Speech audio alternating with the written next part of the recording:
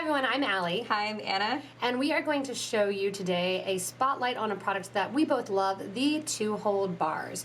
So we have two-hold bars here, and they are a CzechMates product. Super versatile. Yes, and tons of colors, so they come in, of course, like the traditional Czech coatings.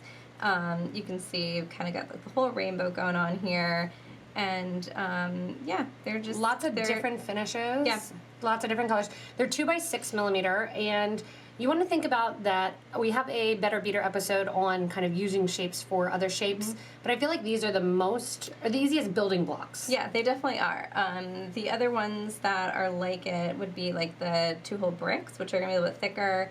And then there's there's a whole bunch of things like in that CzechMates line, like the two-hole triangles, and a whole bunch of different items that are going to fit in very nicely with it, so other CzechMates. Yeah, so one of the things with the bricks or the bars that I love is that you can really use them in place of other things. So you could use them in place of super duos, you can use them in place of half telas.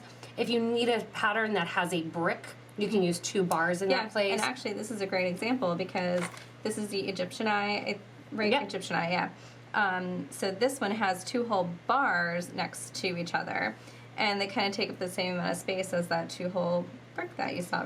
But you get that nice color variant, so you have the two colors instead of that one. It also is a great connector bead, and it works super well with other projects, really working to kind of connect that outer edge as well.